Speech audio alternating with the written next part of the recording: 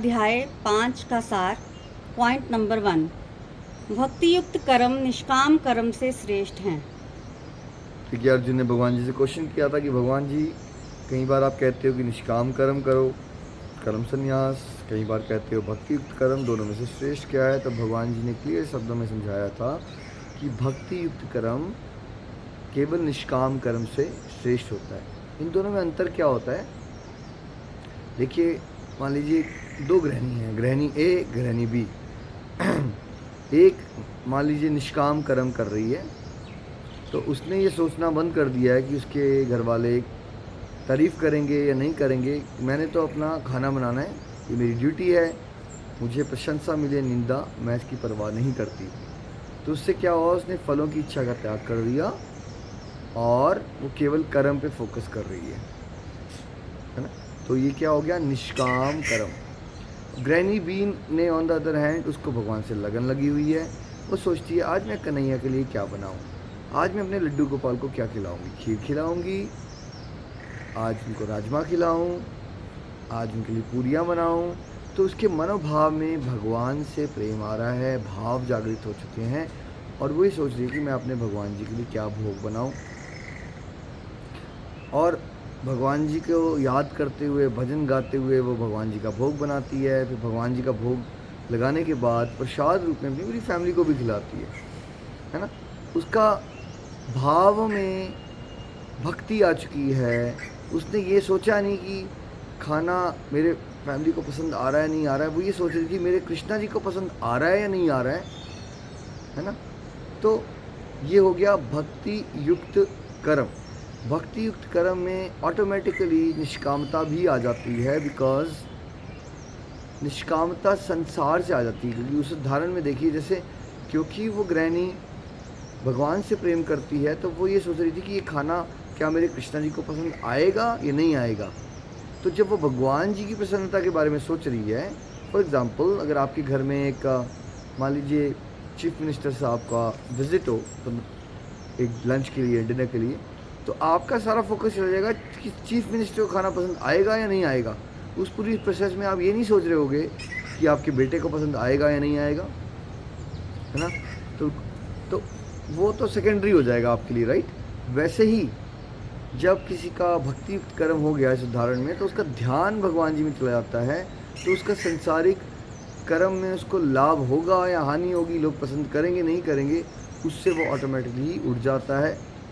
तो भगवान जी ने ये बताया है कि भक्ति युक्त कर्म करना बेसिकली निष्काम कर्म से बेटर है, श्रेष्ठ है। दोनों ही देखिए स्पिरिचुअलिटी हैं, दोनों ही भगवान के रास्ते में आगे लेके जाएंगे, बट सबसे बेस्ट जो है वो भक्ति युक्त कर्म है। पॉइंट नंबर 2, जो ना किसी से घृणा करे और ना ही कोई इच्छा, और जो द्वंद्वों से रहित है, वही सन्यासी है और भव बंधन को सरलता से पार कर सकता है। देखिए, भगवान जी ने क्लियर बता दिया ट्रू सेंस में सन्यासी कौन है। कई बार लोगों को लगता है सन्यास इज़ ओनली अबाउट जो हमने कपड़े बदल के घर बार छोड़ दिया है, बट सन्यास के कुछ फीचर्स हो सकते हैं। हो सकता है वो घर में रहने वाला भी सन्यासी के भाव से जिए, है ना। जब किसी से कोई घृणा नहीं करता, मतलब ना आप कोई नफरत कर रहे हो, आप राग द्वेष देश से उठ चुके हो, है ना, और आप जो भी मिल जाता है आपको जीवन में उसमें खुश रहना शुरू कर चुके हो, तो आप हर एक परिस्थिति में स्टेबल रहना सीख चुके हो, टोटल भगवान से जुड़े रहते हो और भगवान की प्राप्ति को ही अपना लक्ष्य बना लेते हो। तो इस तरह का जो जीवन ही होता है पूरा का पूरा, वो पूरा का पूरा जीवन क्या है? वो पूरा का पूरा जीवन ही संन्यास है। पॉइंट नंबर 3, भक्ति युक्त कर्म करता हुआ चिंतनशील मनुष्य तुरंत ही परमात्मा को पा लेता है।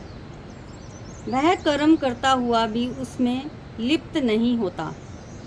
भगवान जी ने क्लियरली बताया है कि जब कोई भक्ति युक्त कर्म करेगा, जैसे ज्ञानी लोगों को लगता है कर्म छोड़ रहे हैं, लेकिन कर्म नहीं छोड़ने हैं भाई, भक्ति युक्त कर लेना है। बस भक्ति को एडिशन कर देना। जैसे आप खाना बनाते हो उसमें तड़का डालते हो, ठीक है, तो वैसे ही आपने अपने कर्म में भक्ति भाव को जिसने डाल दिया है, वैसा जो चिंतनशील व्यक्ति है वो बिकॉज हर एक चीज़ प्रभु की प्रसन्नता के लिए करना सीख लेता है, तो संसार में वो सारी ड्यूटीज़ भी कर रहा है, बट किसी में लिप्त नहीं हो जाता। क्योंकि वो लिप्त कहाँ, देखो मन तो एक ही चीज़ में लिप्त हो सकता है, या प्रभु के प्रेम में या संसार में। अब किसी ने आदत डाल दी है कि प्रभु से प्यार करना है, तो उसका मन तो ऑक्यूपाइड हो गया, तो वो संसार में कैसे लिप्त हो सकता है। मन एक समय पे एक ही जगह रहेगा, या संसार या भगवान जी, है ना। तो कई बार बिगिनर्स को ये बातें प्रैक्टिकली इम्पॉसिबल सी लगती हैं, बट हमेशा याद रखिए जब प्रैक्टिस करते रहोगे, विशेष कृपा होती रहेगी, तो ये बातें सरल होना शुरू हो जाएगी। आप एक एक्टिविटी से स्टार्ट करो कि चलो हमने ये सोचना है कि हम ये जो खाना खा रहे हैं अपनी प्रसन्नता के लिए नहीं खा रहे, हम भगवान जी को भोग लगा के उसको भक्ति भाव से बनाएंगे और भगवान जी को भोग लगा के प्रसाद रूप में ग्रहण करेंगे। एक एक्टिविटी स्टार्ट हो गई आपकी। और दिन में आप कितनी बार खाना खा रहे हो, कितनी बार फिर पानी पी रहे हो, तो पानी पीते समय ये जोड़ो भक्ति, उसको भक्ति युक्त करो। वो जो पानी पीने की एक्टिविटी आपको साधारण एक्टिविटी लग रही थी, आप क्या कर सकते हैं, आप दिन में 15 बार पानी पी रहे हो, शायद 1 2 4 सिप, आप इतना कर सकते हो कि प्रभु थैंक यू आपने पानी दिया, है ना। हरे कृष्ण कृष्ण कृष्ण हरे राम राम राम हरे हरे। तो साधारण से दिखने वाली पानी की एक्टिविटी को भी आपने क्या कर लिया, पानी पीने की एक्टिविटी को भक्ति युक्त कर लिया। इस तरह से आप करते रहोगे, एक एक्टिविटी, फिर 2 एक्टिविटी, फिर 3 एक्टिविटी, तो आपका पूरा जीवन ही भक्ति युक्त हो जाएगा। पॉइंट नंबर 4, जैसे कमल का पत्ता जल में रहकर भी जल को स्पर्श नहीं करता, वैसे ही कर्म फल ईश्वर को अर्पित करने वाला पाप से अछूता रहता है। देखिए बहुत अच्छा उदाहरण दिया गया है यहाँ पे कि कमल का पत्ता जो होता है वो जल में रहता भी है बट जल को स्पर्श नहीं करता, है ना। वैसे ही जिस बंदे ने ये सीख लिया ना, जिस पर्सन ने, कि भाई मुझे भगवान को सारे के सारे फल की आकांक्षा उनको ही अर्पित कर देनी है। मैं कौन होता हूँ ये डिसाइड करने वाला मुझे क्या मिले क्या नहीं मिले। भगवान जी हैं, वो मेरे बेस्ट फ्रेंड हैं, वो जो देंगे मुझे तो उनकी रज़ा में राज़ी रहना है। जब इस भाव में आप जीवन जीना शुरू कर देते हो तो कमल के पत्ते की तरह ही आप संसार में हो भी, लेकिन आप संसार में लिप्त नहीं होते। सारे कार्य कर भी रहे हो लेकिन उस कर्म का फल नहीं क्रिएट कर रहे हो, कार्मिक अकाउंट स्ट्रॉन्ग नहीं हो रहा है आपका। आपका ये भाव आपके दिव्य अकाउंट को स्ट्रॉन्ग करता है और आपको भगवत धाम की प्राप्ति करवाता है। पॉइंट नंबर 5, कर्म फल में आसक्त और मनमाने ढंग से कार्य करने वाला बंधन में पड़ जाता है, परंतु कर्मों के फल को परमेश्वर को अर्पित करने वाला पूर्ण शांति को प्राप्त करता है। देखिए कई बार लोग सोचते हैं कि इंस्ट्रक्शंस का फ़ायदा शायद आफ्टर लाइफ होगा। आज के जीवन में भी सबको शांति चाहिए, और शांति मिलती किसको है, जो भगवान की इस इंस्ट्रक्शन को मान लेता है, कर्म करता है और फल की इच्छा का त्याग कर देता है, वो परम शांति को प्राप्त कर लेता है, अभी शांति को प्राप्त कर लेता है, राइट। क्योंकि अशांति आती क्यों है, अशांति इसलिए आती है क्योंकि हम हमेशा आउटकम्स के बारे में सोच रहे हैं, क्या होगा क्या नहीं होगा, फिर हम डरेंगे। जैसे आप वकील हो, अगर आप ये सोचते रहोगे मैं केस में जीतूंगा या हारूंगा, मैं जीतूंगा या हारूंगा, तो क्या होने वाला है, तनाव आने वाला है। यार उसने पैसा दिया है, अगर मैं हार गया मेरी इमेज ख़राब हो जाएगी, और वो भी क्या कहेगा, क्लाइंट भी नाराज़ हो जाएगा, वो भी कुछ सुनाएगा खरी खोटी। तो अगर ये चलता रहा तो फिर क्या होगा, तनाव आ जाएगा, है ना। दूसरी तरफ तो एक कैटेगरी तो ही रेयर लोगों की जिन्होंने भगवान की बात मान ली है और उन्हें फलों की इच्छा का त्याग कर दिया है, वो तो शांति प्राप्त कर लेंगे। और जो लोग फलों की इच्छाओं से जुड़े हुए हैं और पूरे जीवन में आसक्त अटैच रह के कार्य करते हैं, भगवान जी कह रहे हैं वो भव बंधन में फंसे रहेंगे। डे टू डे लाइफ में वो कैसे फंसे रहेंगे, क्योंकि उनको तनाव होगा, टेंशन एंग्जाइटी वाला जीवन होगा उनका, और आफ्टर लाइफ क्या होगा उनके साथ, वो दोबारा जन्म मृत्यु के इस भव बंधन में फंसे रहेंगे। पॉइंट नंबर 6, भगवान किसी के पाप पुण्य को ग्रहण नहीं करते। अज्ञान के कारण प्रत्येक जीव मोहित रहता है। जैसे सूर्य के आने से अंधकार नष्ट हो जाता है, वैसे ही अलौकिक ज्ञान से अज्ञान नष्ट हो जाता है।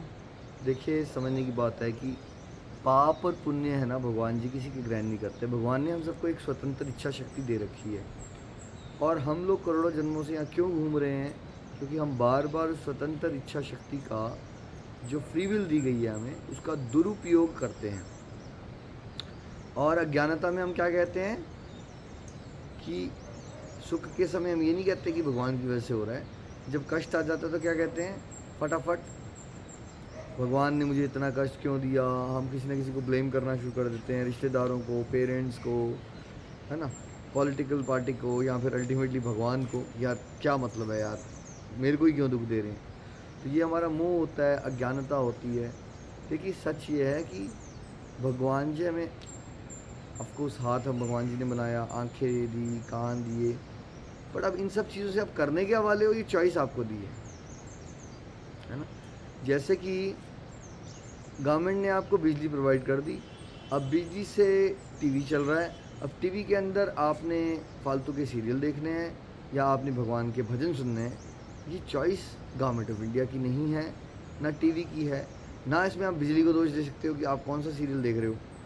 ये चॉइस आपकी है। वैसे ही हमने करोड़ों जन्म में, भगवान ने हमें क्या दिया, हमें एनर्जी दी हुई है, बट हमने क्या करना है और क्या नहीं करना, वो चॉइस भगवान ने हमें दी है। और उसी के अकॉर्डिंगली पाप होते रहते हैं जब बुरे काम होते हैं, और कुछ अनोइंगली हम पुण्य भी कर देते हैं, है ना। तो फिर आप बोलेंगे कई बार, अगर भगवान कुछ ये नहीं कर रहे तो फिर हम क्यों भक्ति करें। देखिए भक्ति जब आप करोगे तो भगवान आपको पाप और पुण्य से ऊपर लेके जाते हैं। अब भगवान के साथ जुड़ोगे तो क्या होगा, आप सद्बुद्धि आएगी तो एक तो फ्यूचर में आप पाप करना बंद करोगे, और आपको निष्कामता आ जाएगी तो आप पुण्य करना भी बंद कर दोगे। बिकॉज आप भक्ति युक्त होके जगत कल्याण जरूर करोगे, तो वो कार्य भक्ति बन जाएंगे, दिव्य बन जाएंगे, वो पुण्य नहीं रहेंगे। क्योंकि पुण्य भी तो एक बंधन है ना, सुख भोगने के लिए दोबारा जन्म में आना पड़ता है। ये बात लोगों को समझ नहीं आती, लोगों को लगता है पुण्य बहुत अच्छे हैं। भाई पुण्य पाप से तो अच्छे हैं, लेकिन फिर भी कहीं ना कहीं वो भी बंधन है, बिकॉज फिर से आपको जन्म मृत्यु में आना है सुख भोगने के लिए। और जब सुख भोगने के लिए आओगे तो क्या सारे सुख होंगे, नहीं, नोइंगली अननोइंगली बहुत सारे पाप भी हमने कर दिए होंगे। तो फिर कुछ प्रतिशत में हम दुख भोगेंगे, कुछ प्रतिशत में हम सुख भोगेंगे। लेकिन जब हम इसको ज्ञान हो जाता है हमें कि भगवान जी से हमें जुड़ना है, उनकी सेवा करनी है सच्चे मन से, अनकंडीशनली, तब क्या होता है, तब भक्ति का उदय होती है हमारे हृदय में, और हम पाप और पुण्य के कॉन्सेप्ट से ऊपर उठ जाते हैं। और अलौकिक ज्ञान वो सूरज है, जैसे सूरज के आने से सारे प्रकार के अंधकारों का नाश हो जाता है, वैसे ही अलौकिक ज्ञान मिलने से हमारे सारे संदेहों का, संशयों का, अज्ञानता का कंप्लीट नाश हो जाता है। इसलिए it is very very important कि हर दिन में अपना कुछ समय आप अलौकिक ज्ञान का श्रवण मात्र में के लिए रखिए। कुछ समय नहीं भी आ रहा है तो भी आपके पाप कट रहे हैं, और ऐसा तो हो नहीं सकता कि आप बार बार सुनते रहोगे, विनीत होकर भगवान जी से प्रार्थना करोगे तो आपको समझ नहीं आएगा, समझ भी आएगा भगवत कृपा से। पॉइंट नंबर 7, इंद्रियों और विषयों के संयोग से उत्पन्न होने वाले भोग क्षणिक हैं और दुख के कारण हैं। बुद्धिमान उनमें भाग नहीं लेता। देखिए जो बुद्धिमान है उसको समझ आ जाता है कि असली जो आनंद है वो भगवान के साथ जुड़ गए में है, तो वो फूड फॉर सोल पे ज़्यादा ध्यान देता है। क्योंकि उसको समझ आ जाता है कि जिन सेंसेस के प्लेजर में मैं पहले पड़ा हुआ था या संसार पड़ा हुआ है, वो बहुत टेम्प्रेरी हैं और लॉन्ग टर्म में दुख के कारण बन जाते हैं। आपके दिल में इच्छा आ गई, वो रेस्टोरेंट में खाना बड़ा अच्छा मिलता है, आप 1 घंटा ड्राइव करके वहाँ जाते हो, आते हो, 1 घंटा आना जाना, 4-5 हज़ार रुपया भी आपने खर्च दिया, ट्रैफिक में फंसे रहे। कुछ देर के लिए जब आपने वो खाना खाया तो आपकी जीवा को बड़ा अच्छा लगा, बट कितनी देर के लिए अच्छा लगा, 5 मिनट, 10 मिनट, ठीक है। उसके बाद क्या हुआ, उसके बाद हो सकता है आपकी घर आके तबीयत ख़राब हो जाए। तो आप सोचिए कि वो 2 मिनट का सुख पाने के लिए हमने कितनी गाड़ी चलाई, कितना पेट्रोल फूका, कितना नेचर में पोल्यूशन डाला, कुछ देर की मोमेंट्री प्लेजर के लिए, है ना। वही अगर आपने घर में बैठ के भगवान जी को भोग लगाया होता तो ना आपके खर्चे होते, ना आपकी तबीयत खराब होती, सत्ववृत्ति भी बढ़ जाती और मन भी शांत रहता। तो इस तरह से ना ये बातें समझ आना शुरू हो जाती है बुद्धिमान व्यक्ति को, बिकॉज उसको परम रस मिल चुका होता है। तो उसको समझ आती है कि यार मैंने फालतू के टेम्पररी प्लेजर्स के चक्कर में नहीं फंसना, क्योंकि उसको सच में परमानंद की प्राप्ति हो जाती है। अब हमारे केस में अभी हमें हुई नहीं है क्योंकि बिगिनर्स हैं हम सब, तो उस केस में क्या करना चाहिए, एटलीस्ट थ्योरेटिकली इस बात को एक्सेप्ट कर लो कि भक्ति में असली आनंद है, और फिर अभ्यास करो। कुछ देर मज़ा नहीं भी आएगा, लेकिन 6 महीने साल भी अगर आप अभ्यास करोगे तो एक अलग सी शांति का अनुभव करना शुरू कर दोगे।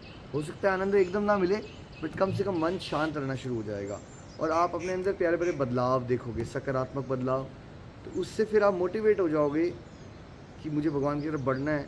और जब ये वाला फेज़ हम निकाल लोगे, पहले 6 महीने साल का फेज़, तो क्या होता है, फिर आपको वो जो संसारिक सुखों के नीचे चक्कर में भागते थे, वो डिज़ायर ऑटोमेटिकली आपकी कम होना शुरू हो जाएंगी।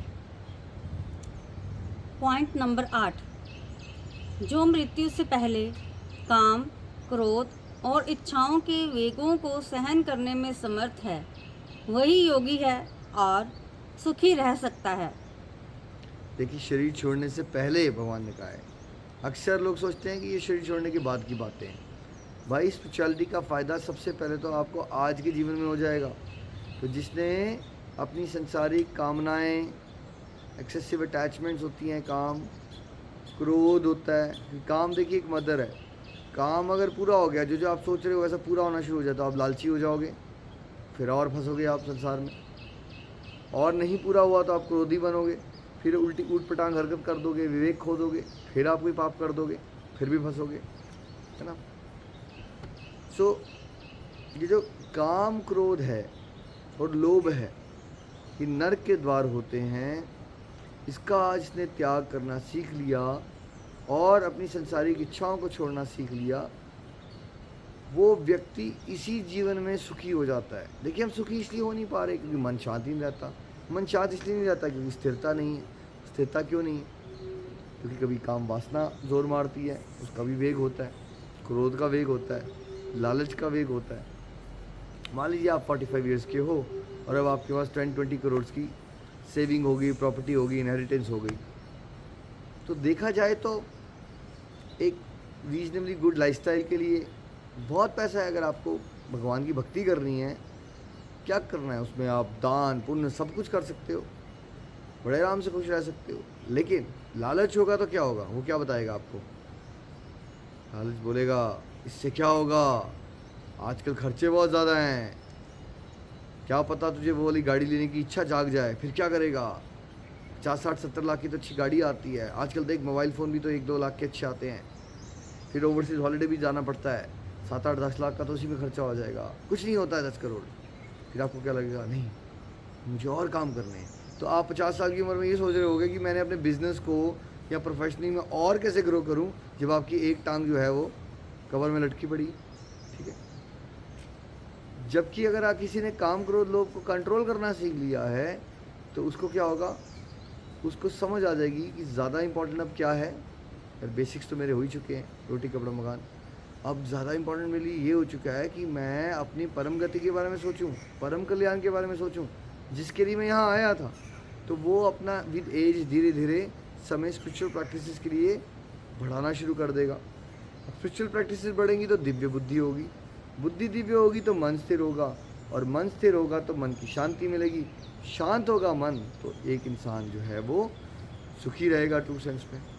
इसीलिए कभी भी आप देख लीजिएगा, स्पिरिचुअली एडवांस लोगों का चेहरा देख लीजिएगा, उनकी बॉडी लैंग्वेज देख लीजिएगा, आपको उनके आसपास रहते ही खुशी मिलना शुरू हो जाएगी, बिकॉज वो उसको एक्सपीरियंस करते हैं। पॉइंट नंबर 9, जिसके सब दोष नष्ट हो गए हैं, मन से संशय दूर हो गए हैं और सारे जीवों के कल्याण कार्य में हमेशा लगा रहता है, वह मुक्ति को प्राप्त कर सकता है। अलग अलग प्रकार के देखो दोष होते हैं हमारे, और भक्ति करने से वो दोषों से हम बच जाते हैं, सारे संदेहों का नाश हो जाता है, और हमारे अंदर भाव ये क्लियर हो जाता है कि मेरा जीवन मेरे लिए नहीं है। ये जो जीवन प्रभु ने दिया है, प्रभु ने जगत कल्याण के लिए दिया है, और वो पूरी लाइफ अपनी भगवान की सेवा भाव से जगत कल्याण में डेडिकेट कर देता है ना।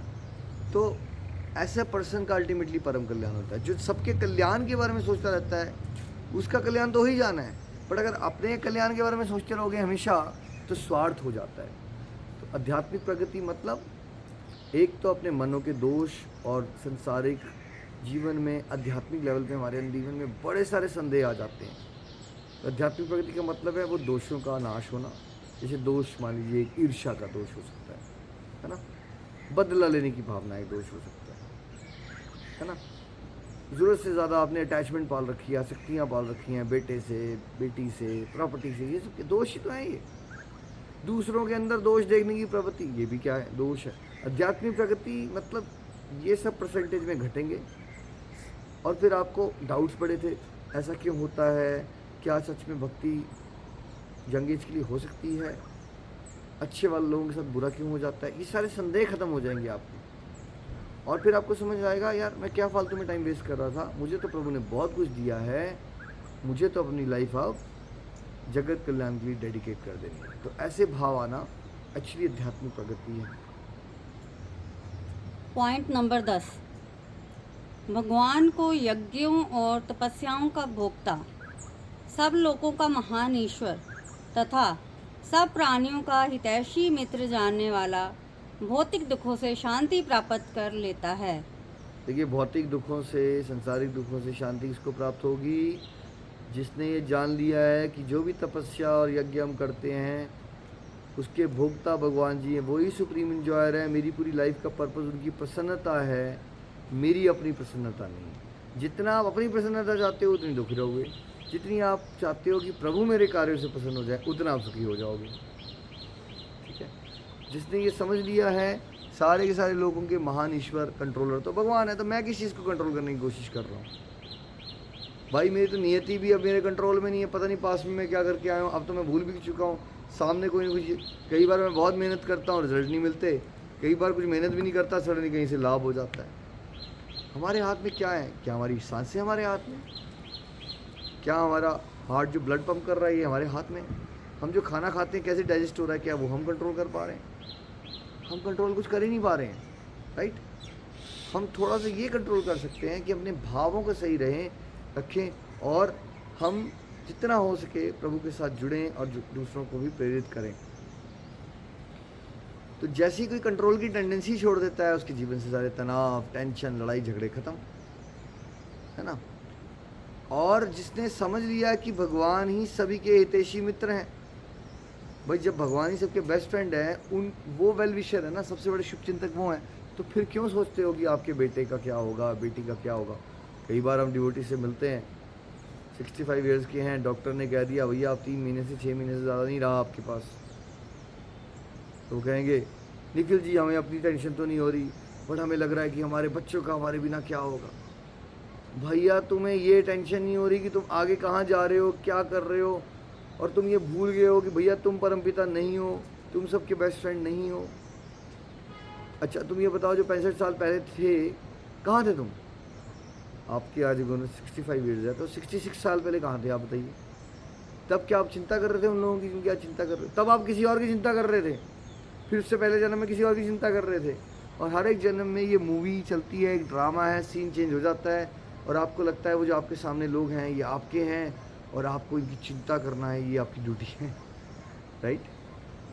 और जब आप ये समझ जाएंगे कि भाई बेस्ट फ्रेंड भगवान है, भगवान जी को पता है सबके लिए बेस्ट क्या है, मैं क्यों अपना दिमाग लगा रहा हूँ, भगवान जी पे छोड़ो और अपना भजन करो और सेवा भाव से अपनी ड्यूटीज़ करो। Life become so beautiful, so beautiful. Shrimad Bhagavad Gita की जय।